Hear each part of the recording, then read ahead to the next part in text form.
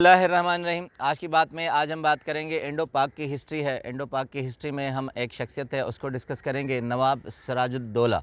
तो नवाब सिराजुद्दौला के बारे में बताएंगे और हम बताएंगे कि ज़िंदगी में हमसे कुछ गलतियां हो जाती हैं जिसकी वजह से हमें ज़वाल आ जाता है, शिकस्त आ जाती है या नाकामी का सामना करना पड़ता है। तो उसके लिए नवाब सिराजुल हक़ की शख्सियत को हम सिराजुद्दौला की शख्सियत को डिस्कस करेंगे। नवाब सिराजुद्दौला नवाब आप बंगाल कहलाते थे, बंगाल के नवाब थे।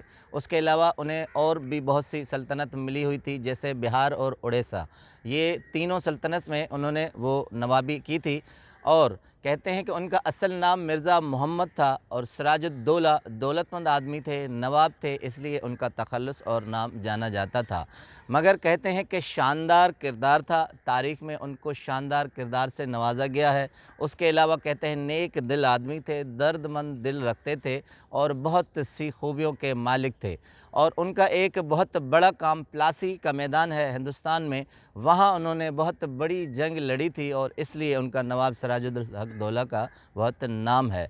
तो कहते हैं कि ईस्ट इंडिया कंपनी जब आहिस्ता आहिस्ता हिंदुस्तान में फैलने लगी तो ये नवाब सिराजुद्दौला थे, नवाब साहब थे कि वो इस ख़तरे को भांप गए। वो समझ गए कि ये ईस्ट इंडिया कंपनी कारोबार बिज़नेस के बहाने कोठियाँ ख़रीद रही है, ये आहिस्ता आहिस्ता करके हिंदुस्तान पूरे उसको कब्ज़े में ले लेगी। तो उन्होंने क्या किया कि कासिम बाज़ार एक इलाका, एक शहर है, वहाँ नवाब सिराजुद्दौला ने कब्ज़ा कर लिया। चूँकि उनके अंडर में बंगाल, बिहार और उड़ीसा था, मगर कह रहे थे कि east India company Aahista Aahista कब्ज़ा करके उस तरफ आएगी, तो उन्होंने कासिम बाज़ार पर कब्ज़ा कर लिया। अब कासिम बाज़ार और ईस्ट इंडिया कंपनी की कोठियाँ तकरीबन आमने सामने थी, तो वो भाप गए कि नवाब साहब इस ख़तरे को भांप गए हैं। तो उन्होंने एक जनरल, बहुत बड़ा नाम था रॉबर्ट क्लाइव को मद्रास से कलकत्ता भेजा, क्योंकि कलकत्ता में ये सारा मोर्चा था। तो कहते हैं 1756 में बहुत बड़ी जंग हुई जिसमें नवाब सिराजुद्दौला का फ़ोर्स और दूसरी तरफ रॉबर्ट क्लाइव का फ़ोर्स था। ये बड़े हैरत की बात थी कि नवाब साहब ने पहली मर्तबा अंग्रेज़ों को टफ़ टाइम दिया और रॉबर्ट क्लाइव जैसे जनरल को पसपा होना पड़ा और उसे शिकस्त आ गई। अब ये शिकस्त अंग्रेज़ों के दिल को आहिस्ता आहिस्ता खाने लगी और उनके मकासद उन्हें कामयाब होते हुए नज़र नहीं आने लगे। तो अब उनके पास क्या तरीका रह गया? नवाब साहब के एक वज़ीर आज़म थे, उनका नाम था मीर जाफ़र। तो उन्होंने उसे ख़रीद लिया और वो सारे राज, वो सारी स्ट्रेटजी उनसे ख़रीद कर वो सारा इंतज़ाम उनके ख़िलाफ़ कर। ठीक एक साल के बाद 1756 में शिकस्त, 1757 में एक साल के बाद रॉबर्ट क्लाइव ने प्लासी के मैदान में धावा बोल दिया और नवाब सिराजुल हक़ के साथ, दौला के साथ जंग लड़ी। अब नवाब साहब के साथ कितनी फ़ोर्स थी? उसके साथ 50,000 पैदल थे, 18,000 सवार थे और कहते हैं कि 50 तोपें थी। उस वक्त तोप बहुत बड़ी चीज़ थी।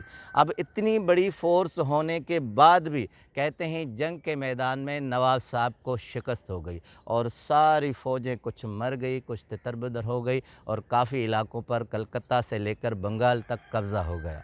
अब नवाब साहब उस मैदान से जान बचाकर निकले हैं। अब निकले, जैसे ही मुर्शिदाबाद की तरफ जा रहे थे तो मीर जाफ़र के बेटे ने उनको पकड़ लिया और उन्हें मार दिया और वो दुनिया से चले गए, दफन हो गए।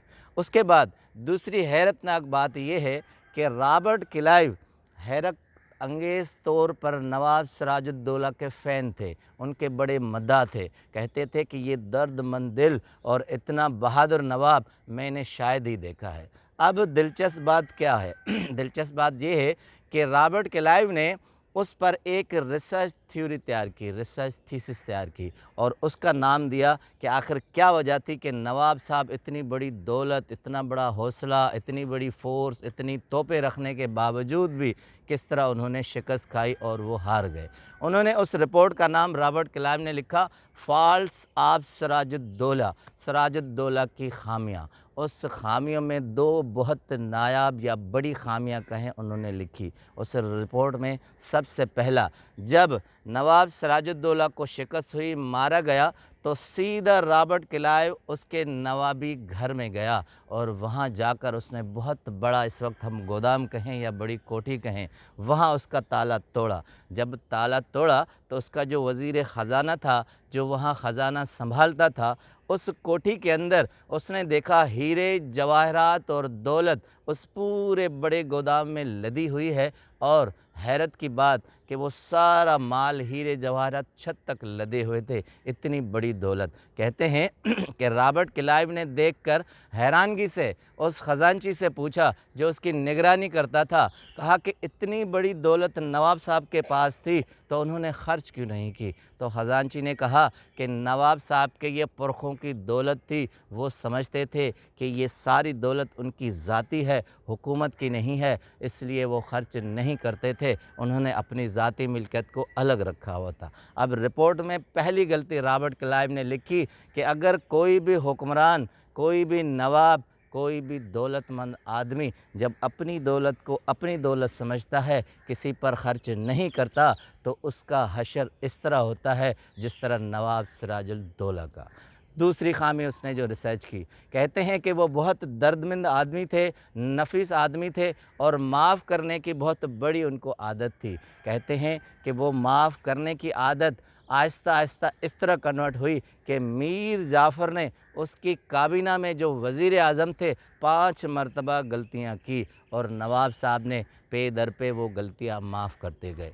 तो रॉबर्ट क्लाइव ने उस फ़ॉल्स ऑफ सिराजुद्दौला में लिखा कि आदमी माफ़ करने की ताकत और इस्तेदाद रखे, अच्छी बात है, 1 मरतबा माफ़ करे, 2 मरतबा माफ़ करे, अगर पे दर पे माफ़ करता रहेगा, 5 अज़ीम गलतियाँ जैसे मीर जाफ़र ने की माफ़ करता रहेगा, तो उसका हशर इस तरह होगा जैसे नवाब सिराजुद्दौला का हुआ। अब दोनों गलतियों को मिला दें तो हम इस सेंस में आज के दौर में लें कि एक आदमी दौलतमंद है, उसके बाद दौलत है और वो दूसरों पर ख़र्च नहीं करता, न सखावत करता है, न ज़कात देता है, न दूसरी चीज़ों में इस्तेमाल करता है, तो वही हशर होना है जो फ़ॉल्स ऑफ सिराजुद्दौला के थे। उसके अलावा माफ़ करने की इस्तेदाद, ताकत तो हम रखते हैं, मगर हम गद्दारी और माफ़ करने में कोई फ़र्क नहीं जानते, तो तारीख़ में मीर जाफ़र जैसे किरदार जन्म लेते हैं। तो माफ़ करने की ताकत रखिए, मगर इतनी भी नहीं